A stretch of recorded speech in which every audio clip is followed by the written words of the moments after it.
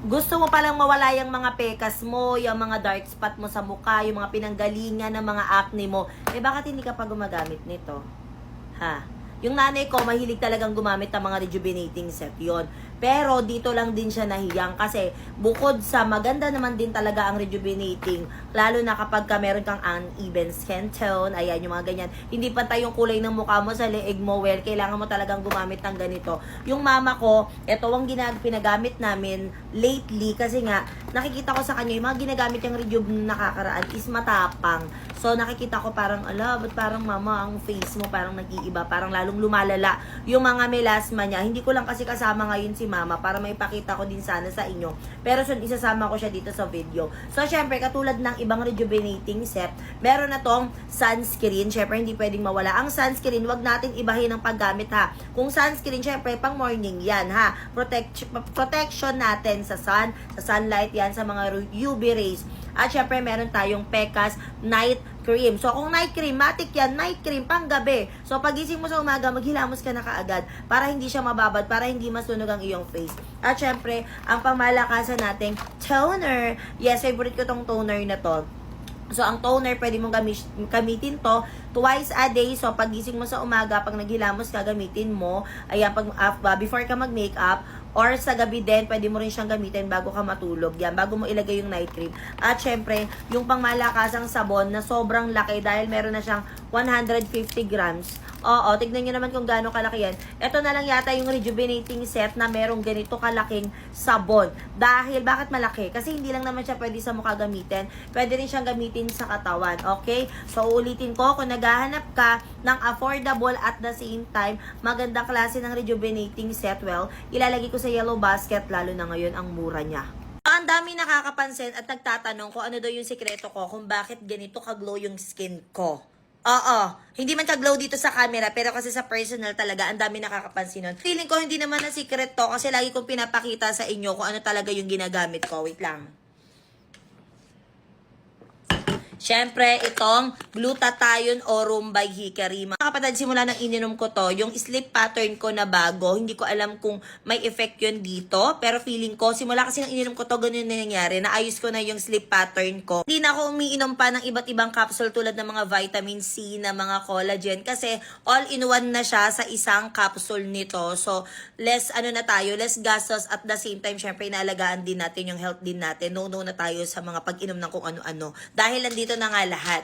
At the same time, syempre, nakakaedad tayo, hindi naman natin naiiwasan yun. Nakagandahan nito, meron na siyang Sakura Extract, which is, alam naman natin, na anti-aging at antioxidant na din. Hindi lang siya basta-basta pampaganda na glutathione kasi meron na rin siyang magagandang health benefits sa ating katawan. Kasi nagtatanong dyan kung ano daw ba yung ginagamit ko, well, ito na yun, pampapresh at the same time, magiging healthy ka pa. Kung gusto mo itry, ilalagay ko sa yellow basket. Merong bumisita dito sa Manix House at sinasabi niya, pasensya na wala akong boses ha, sinasabi niya na siya daw ang tunay na Elaine Yay.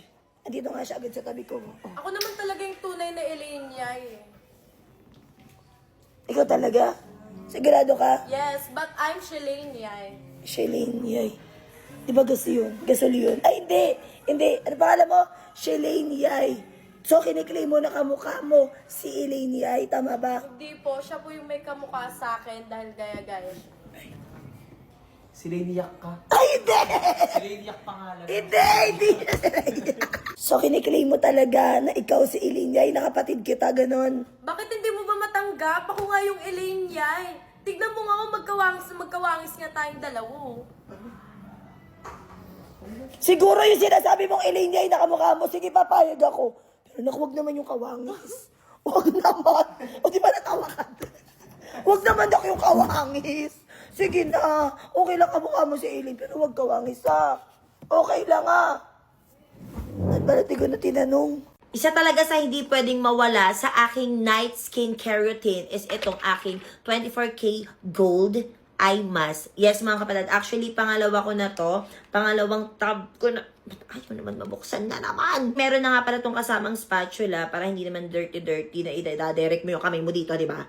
Isa talaga sa mga insecurity ko yan yung under eye ko. Kasi kung makikita niyo sa personal, para siyang may yung parang may mga lines. Ayan, kita naman din siya. So, naghanap talaga ako ng product na pwedeng suswak sa problema ko na to at ganyan lang yan. Talagaan natin yung skin talaga natin, lalo na nagkakaedad na tayo. Alam niyo naman, puyat is life talaga ako ngayon at yan, ganyan lang yung ginagawa ko. After ko ilagay yan, iiwan ko lang yan for up to 15 to 20 minutes and maya-maya pag medyo natutuyo-tuyo na siya, massage ko lang siya ng ganyan para ma-absorb ng skin natin yung pinaka-product na meron tong eye mask na to. So, sino ba naman ang hindi gugustuhin na magkaroon na magandang under eye, o diba? Kailangan natin yan kasi puyat is life tayo. Kung medyo sensitive yung skin mo, huwag ka mag-alala kasi very natural lang yung ingredient na meron to. So, ito ay gluten-free, alcohol-free, vegan, paraben-free, non-GMO, at sulfate-free. Kaya, this is for free. Ay, hindi!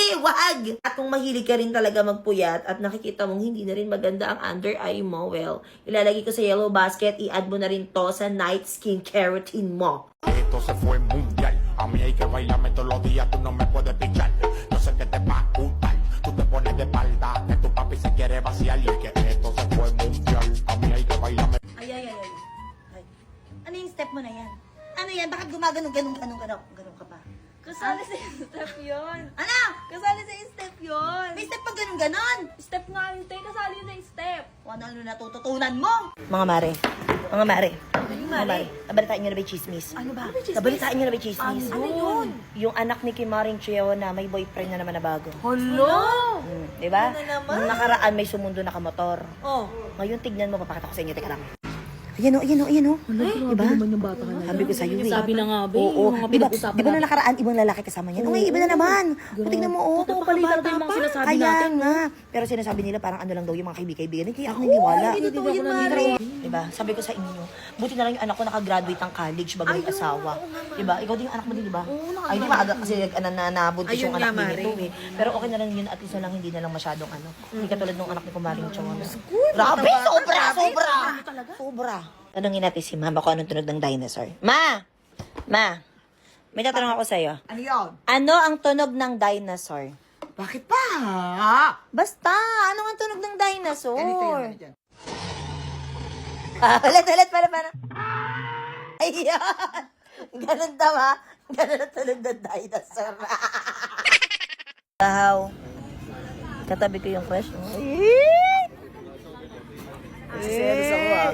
Ba't ka nagsiselos? Tabi niya si Prince. Sabi niya si Prince eh. Uy! Ayun. Ay! Wala, salawahan kasi. Sinigyan niya yung pagkakaturo ko sa'yo, sis. Uy! Nagagandahan ka ba kay Baonak?